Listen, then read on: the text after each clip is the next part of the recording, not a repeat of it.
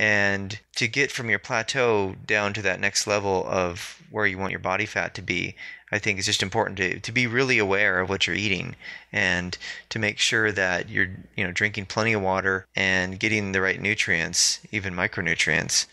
But a lot of people that are doing the lower carb thing end up switching to the induction phase of the Atkins diet, which basically cuts your carbs down to like 20 grams a day or less. Yeah. And that really generates that process of fat burning again if you hit that plateau.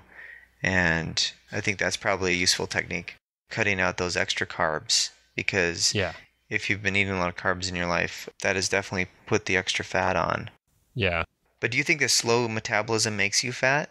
A slow metabolism makes you fat? Yeah, because that's kind of the main issue, I guess. People credit a slow metabolism. Like if someone's skinny, they say, oh, he has a high metabolism, he can eat anything he wants. Whereas I have got serious problems with my metabolism. Yeah, and it's easy to kind of default to that because most people believe that. And so then you just kind of continue on with your whatever habits that you've developed over the years with eating. And there's no reason to make any changes because it's out of your control.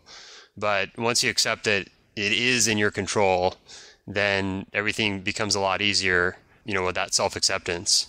Mm-hmm. So the doctor says a sluggish metabolism doesn't instantly mean a life sentence of obesity. It still all depends on your calorie intake. Once again, relying on the calorie theory of weight loss, which is itself a myth. I do agree with this one. The only real explanation for weight gain is that you are eating the wrong food. You need to learn which foods will cut hunger and which foods will give you the vitamins and minerals you need, but on fewer calories. Well, which foods do cut hunger? I mean, we've mentioned this numerous times on the show. Your fats are going to be satiating for you. Yeah, that's the thing. Once again, it's, eat fat to burn fat and forget about these high carb myths. And forget about the calorie theory idea and counting things just obsessively or compulsively. It's more about just adjusting the way you're looking at food, the things that you're eating, the types of foods that you're consuming, and getting your energy more from fat than from carbohydrates. I mean, that's the biggest myth in our culture, is that our energy must come from carbs. And that has led to this real epidemic of obesity. Yep. And all these, of course, the middle section of the grocery stores are loaded with all these high-carb processed foods that are just horrific for people's health and fitness levels. Yep. What about getting older, man? Getting older causes a drop in metabolism? Yeah, it looks like that one's a fact.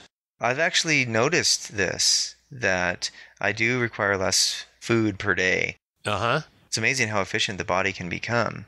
Because, I mean, if you look at Paleolithic humans, they didn't have access to all this bounty of foods that we are inundated with. Yeah, they didn't count calories back then. No. They didn't even know what a calorie was.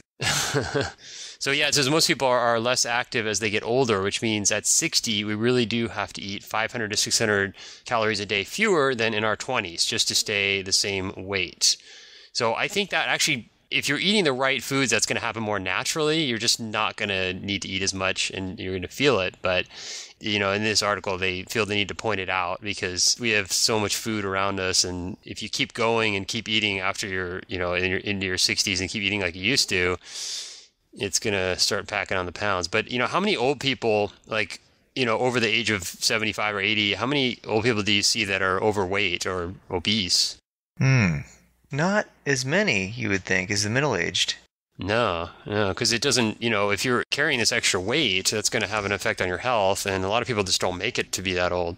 This is true. Yeah. So I guess when you're eating less as you get older, it's more the quality of food that you're eating. And it's always that. It's always like eating quality food is more important than any sort of quantity issue. And that would go a long way, cutting out junk.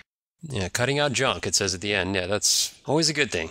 But then, the psychological side, which we address in the book too, the self-acceptance, like you're saying, that it's a matter of accepting where you are and then where you want to be and setting the goals for yourself to achieve those things.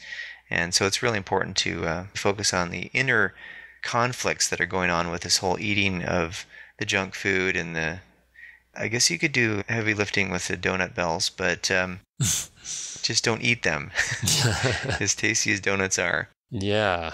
Exactly.